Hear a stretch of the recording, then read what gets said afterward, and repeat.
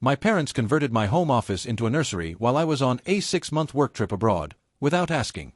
Now my pregnant sister expects to move in with the baby, and I'm the selfish one for wanting my workspace back. Hi everyone! Today's story will blow your mind, but really quick, if you enjoy this content, hit that subscribe button. Channel's been a bit quiet lately, and your support keeps it all going. Let's jump in. I'm Jasper, 33M, and I honestly don't know where to start with this situation. I've been lurking on this subreddit for a while, but never thought I'd be posting my own family drama here. Bear with me because this is still pretty fresh and I'm trying to process everything. For context, I work in financial consulting and just returned from a 6-month sabbatical in Singapore, working on a major international project. My company offered this incredible opportunity to lead a team expansion in Southeast Asia, and I jumped at the chance. It meant leaving my home in Portland for half a year, but the experience and career advancement were too good to pass up. I live in a house I bought 3 years ago, nothing fancy, but it's mine. The best feature is this amazing home office I set up in what used to be the formal dining room. Floor-to-ceiling bookshelves, a custom-built desk, professional lighting for video calls, the works. I invested about $15,000 in equipment and furniture to create the perfect workspace since I work from home 3 days a week normally. This office isn't just functional, it's my sanctuary. When I'm stressed or need to focus, that's where I go. My family has always been close, maybe too close sometimes. My parents, Robert, 62M, and Patricia, 58F, live about 20 minutes away, and my sister Allison, 31F, lives with her husband Kevin, 34M, about the same distance in the other direction.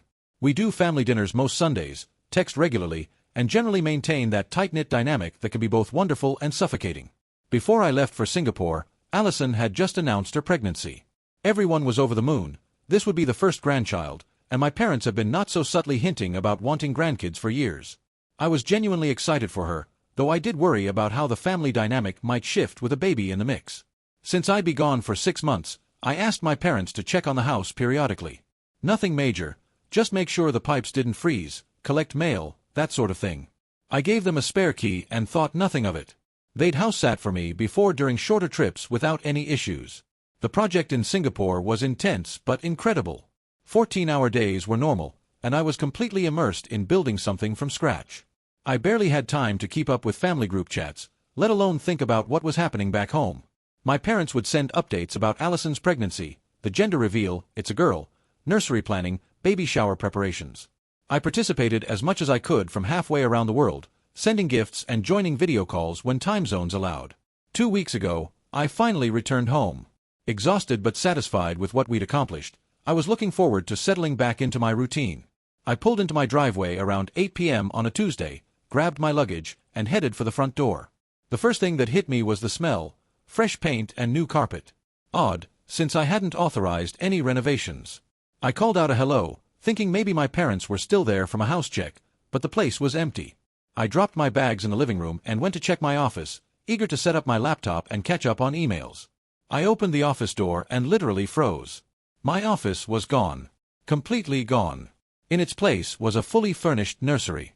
Pale yellow walls with hand-painted butterflies, a white crib with matching changing table, rocking chair, bookshelf filled with children's books, mobile hanging from the ceiling, even a humidifier running in the corner. It was beautiful, professionally done, and absolutely not what was supposed to be there. I stood in the doorway for probably 5 full minutes, just staring. My brain couldn't process what I was seeing. This had to be some kind of mistake. Maybe I was more jet-lagged than I thought and had walked into the wrong house somehow. I started opening closets, frantically looking for my equipment. In the bedroom closet, I found 6 large storage boxes labeled Jasper's office stuff in my mother's handwriting. My $3,000 monitor, my ergonomic chair, my client files, my books, everything crammed into boxes like old Christmas decorations. I called my parents immediately. No answer. Called again. Straight to voicemail. Finally, my mom called back around 10 p.m. Jasper. Honey, you're back. How was the flight? We're so excited for you to see the surprise. Mom, what happened to my office? Oh, that.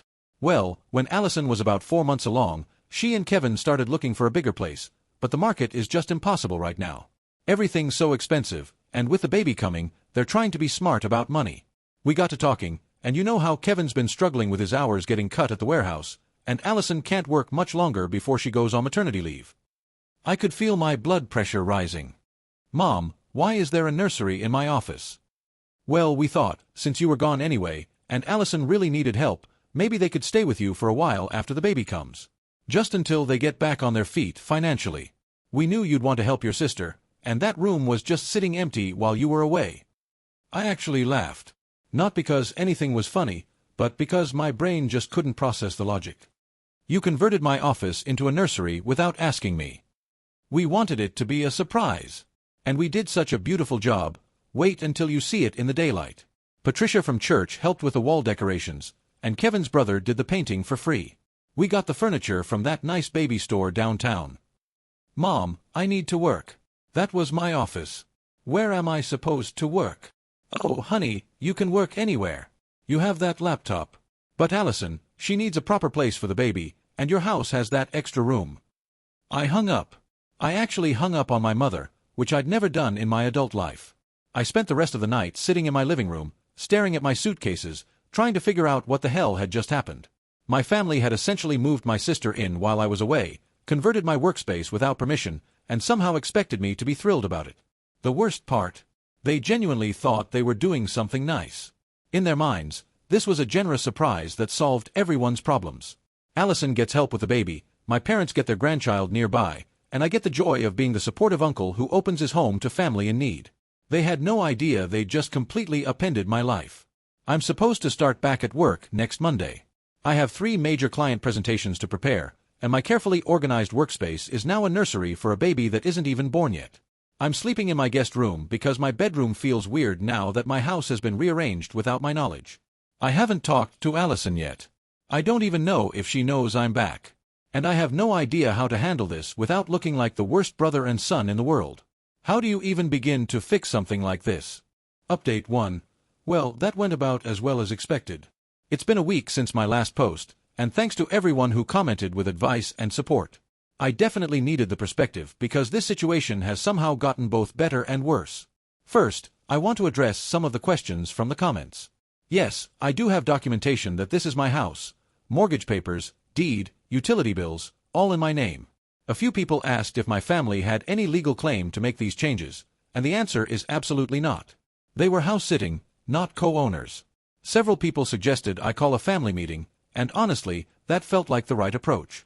I needed to address this head-on rather than let it fester. So I called my parents Thursday evening and asked if we could all sit down Sunday after their usual church service. I specifically asked that Allison and Kevin be there too. Sunday came, and I drove to my parents' house with a knot in my stomach. I'd spent the week working from my kitchen table, which was about as productive as you'd imagine. My back was killing me from hunching over my laptop, and I'd already had to reschedule 2 client calls because the lighting and camera angle were terrible. When I walked in, the first thing I noticed was that everyone was being extra nice to me. Mom had made my favorite pot roast, Dad was asking detailed questions about Singapore, and Kevin was actually making eye contact for once instead of scrolling through his phone. Allison looked exhausted but happy, now clearly showing at 6 months pregnant. We made small talk through dinner, but I could tell everyone was waiting for me to bring up the elephant in the room. Finally, as Mom was clearing dessert plates, I spoke up. So, we need to talk about the office situation. The temperature in the room immediately dropped about 10 degrees. Jasper, my dad started, using his reasonable voice, we know this is an adjustment, but family helps family. Your sister needs support right now. I want to support Allison, I said, looking directly at her. But you all made a major decision about my house without even asking me. That office isn't just a room, it's where I work. It's where I earn my living. Allison finally spoke up, and I could tell she'd been coached. Jasper, I'm so grateful for what Mom and Dad did. Kevin and I were really struggling to figure out how we were going to manage with the baby. Housing costs are insane right now, and I thought you'd be happy to help. I am happy to help, I said, trying to keep my voice level. But helping and having my workspace demolished without permission are 2 different things. That's when Kevin jumped in, and this is where things got ugly. Come on, man. You were gone for 6 months. The room was just sitting there. And now you're back, complaining about your sister needing help with her baby? That's pretty selfish. I felt my face get hot. Selfish. Kevin, I didn't even know you were planning to move in. Nobody asked me if this arrangement would work. You all just decided and then expected me to go along with it. We didn't think you'd mind, Mom said, looking hurt. You love Allison. You love babies. We thought you'd be excited to be such a big part of your niece's life. I can be excited about my niece without having my house reorganized behind my back. That's when Dad's voice got that edge it used to have when I was a teenager. Jasper, you're being dramatic. It's just a room. You can work from anywhere. But a baby needs a proper nursery, and your sister needs family support. It's not just a room, Dad. It's my office. I spent thousands of dollars setting it up. I have client meetings, confidential files, equipment that needs proper setup. So buy a laptop stand, Kevin muttered. I actually stood up at that point. You know what? I can see this isn't really a discussion. You all already decided what's going to happen, and now you're trying to guilt me into going along with it. Allison started crying then, which made everyone glare at me like I'd personally attacked a pregnant woman. I don't understand why you're being so mean about this, she sobbed. I thought you'd want to help me. I thought you cared about your family. And there it was, the emotional manipulation I should have seen coming. Allison, I do care about you. But caring about you doesn't mean I should just accept having my house rearranged without permission. Would you be okay if someone came into your apartment and moved all your stuff around while you were gone? That's different, Kevin said immediately. We don't have extra space. You do. I had extra space. Now I have a nursery. The conversation went in circles for another 30 minutes. Every time I tried to explain why the situation was problematic, someone redirected to how much Allison needed help, how families should support each other, how I was being unreasonable about just a room. Finally, I said I needed to think about everything and left. As I was walking to my car, my mom followed me outside. Jasper, honey, I really think you're overreacting, she said. We did a beautiful job on the nursery. And Allison is so worried about being a good mother, having you nearby would mean the world to her. Mom, would you and Dad be okay if I came into your house while you were on vacation and rearranged your bedroom into something I thought was better? She actually paused at that. Well, that's different. How is it different? Because we were helping. I got in my car and drove home to my kitchen table office setup. The crazy thing is, I do want to help Allison. I love my sister, and I'm excited about being an uncle. But somewhere in the midst of everyone assuming I'd be thrilled with this arrangement, my actual feelings and needs got completely ignored.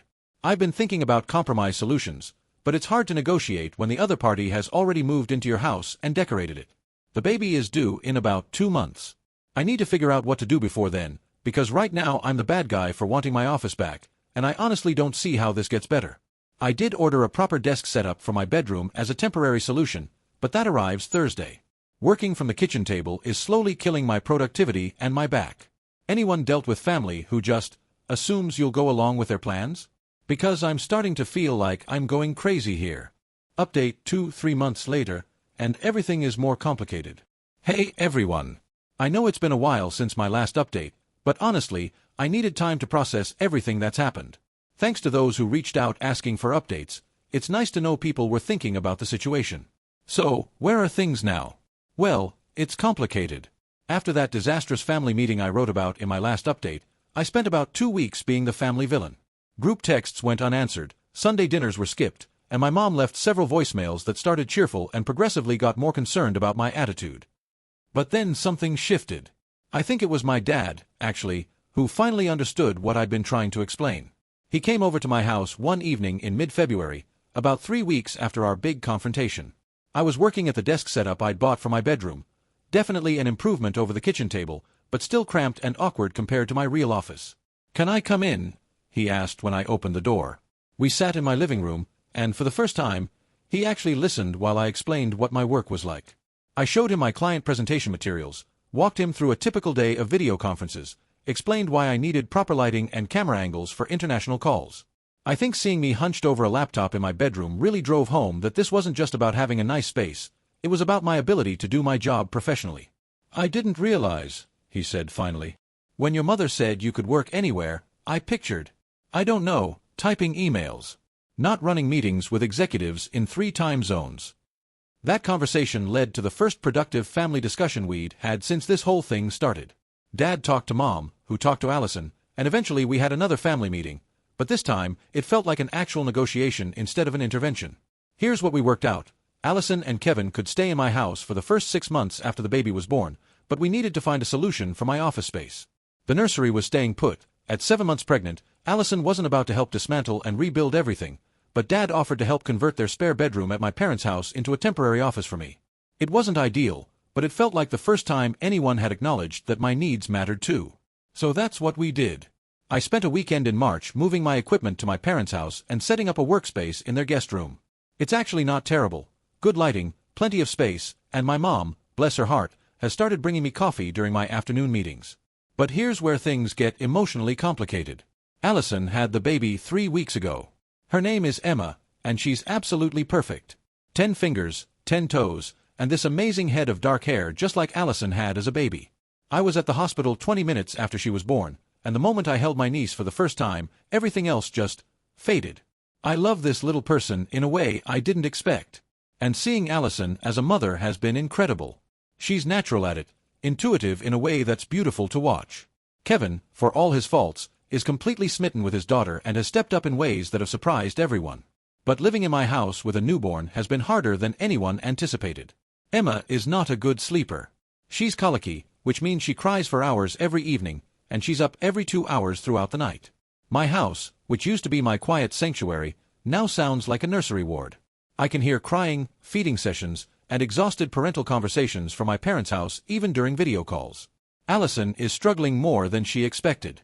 Breastfeeding didn't go well initially, and she's dealing with what looks like postpartum depression, though she won't admit it.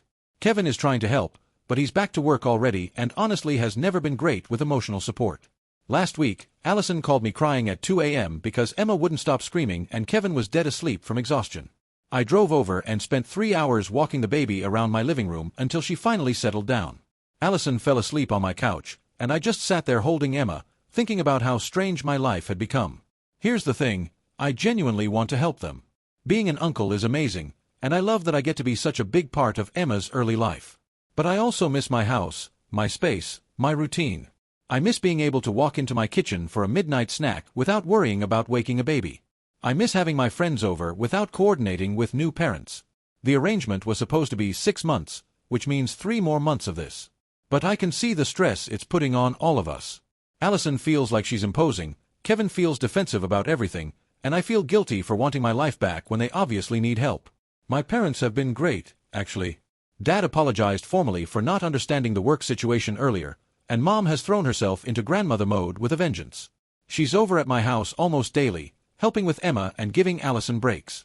But I think we all realize that this living arrangement isn't working as well as anyone hoped it would. There's also a practical issue looming. I got offered a promotion at work that would involve more international travel and definitely require a proper home office setup. The opportunity is incredible, but I can't pursue it while working out of my parents' spare room. I haven't brought this up with the family yet because I don't want to add pressure when Allison is already struggling. But I also can't put my career on hold indefinitely. So that's where things stand. I'm an uncle to an amazing little girl, my sister needs more support than anyone anticipated, and I'm trying to figure out how to balance family loyalty with my own needs. It's messier than I expected, but also more meaningful. I just wish there was a clear path forward that worked for everyone. Anyone else dealt with family situations where everyone has legitimate needs that just don't fit together neatly? Because that's exactly where I am right now. Update 3, final update. Sometimes the best solutions come from unexpected places.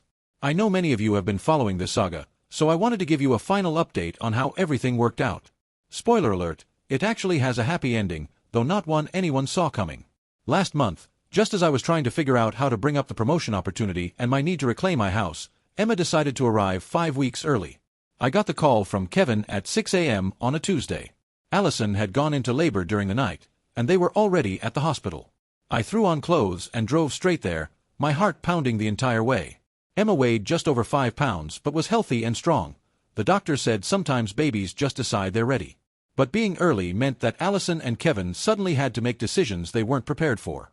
Their original plan was to stay with me for Emma's first few months, then move into a 2-bedroom apartment they'd found for September. With Emma arriving in July instead of August, they were looking at an extra month of housing limbo, plus all the complications of having a premature baby. The day after Emma was born, I was sitting in the hospital holding my tiny niece when Allison started crying. Not happy tears, exhausted, overwhelmed tears. "I don't know how we're going to do this," she said. "She's so small, and the apartment won't be ready until September, and Kevin's insurance doesn't cover all of this." That's when Mom surprised all of us. "What if you moved in with Dad and me?" she said. "Just temporarily." We have that big bedroom upstairs, and I'm already spending most of my time helping with Emma anyway. Allison looked shocked. Mom, you don't want a crying baby in your house. Honey, I raised 2 babies. I think I can handle one more for a few months. Besides, your father has been practicing his grandfather voice, and I've been itching to have a baby in the house again. Kevin looked skeptical. Are you sure? It's a lot. That's when Dad spoke up. Kevin, we want to help. And frankly, Patricia has already rearranged the upstairs twice since Emma was born. I think she's been planning this for weeks. Mom blushed. I may have been thinking about it. Over the next few days, it became clear this was actually the perfect solution. My parents' house is bigger, with a proper guest suite upstairs that could easily accommodate a small family. Mom is retired and had been driving to my house daily anyway to help with Emma. Dad, who had been worried about not being involved enough in his granddaughter's life, was thrilled at the prospect of daily baby snuggles. More importantly, Allison would have the emotional support she needed for those difficult early weeks. She's been struggling more than she wanted to admit, and having Mom nearby has made an enormous difference in her confidence as a new mother. The transition happened remarkably smoothly. We moved Allison and Kevin to my parents' house last weekend, along with all the baby gear that had been scattered throughout my house. The nursery furniture went upstairs to what's now Emma's room, and I finally got to reclaim my office space. Yesterday, I spent the entire day moving my equipment back from my parents' spare room to my actual office. Setting up my monitor, arranging my desk, organizing my client files. It felt like coming home. I have a video conference with a client in Tokyo this morning, and for the first time in months, I'll be taking it from a professional setup instead of hunched over a laptop. But here's the beautiful part. This arrangement is working better for everyone. Allison has the support system she needs without feeling like she's imposing on my space. Kevin doesn't have to feel defensive about living in his brother-in-law's house. My parents get daily access to their granddaughter and feel useful during this transition period. And I get to be the uncle who drops by for dinner and baby snuggles without having my entire life revolve around newborn schedules. The promotion I mentioned, I accepted it last week. The increased responsibility and travel requirements would have been impossible while sharing my house with a new family, but now I can pursue this opportunity without feeling like I'm abandoning anyone. We still haven't figured out the long-term plan. Allison and Kevin's apartment won't be ready until September, and honestly, I think my parents are hoping they'll stay longer. Mom has already started talking about converting their basement into a playroom, for when Emma gets older. But for the first time since this whole situation started, everyone's needs are being met. Allison has support, Emma has doting grandparents nearby, Kevin has space to adjust to fatherhood without pressure, and I have my life back while still being close enough to be involved. Last Sunday, we had our first family dinner since Emma was born where nobody was stressed, exhausted, or resentful. Emma slept peacefully in my arms while we ate Mom's pot roast, and everything felt right. I learned a lot through this whole experience about family boundaries, communication, and compromise. The initial situation, my family making major decisions about my house without consulting me, was absolutely wrong, and I don't regret standing up for myself. But I also learned that sometimes the people you love make poor decisions with good intentions, and finding solutions requires everyone to be flexible. Would I want to go through this situation again? Absolutely not. Am I glad it led us to a better arrangement than anyone originally planned? Definitely. Emma is thriving, Allison is getting the support she needs, and I just booked a client meeting in my properly equipped home office for the first time in 8 months. Sometimes family is messy, complicated, and requires creative solutions. But when it works, it's pretty amazing. Thanks to everyone who followed along with this story and offered advice. It really helped to know that people understood why the original situation was so frustrating, and your suggestions for compromise solutions definitely influenced how I approached the family discussions. And for those who asked, yes, I'm planning to be the most spoiling uncle in the world. Emma already has a college fund started, and I'm pretty sure I'm going to be the one teaching her how to use spreadsheets and negotiate her first salary someday. Some stories don't end with dramatic confrontations or people getting their comeuppance. Sometimes they end with everyone finding a way to make things work better than they were before. I'll take that outcome any day.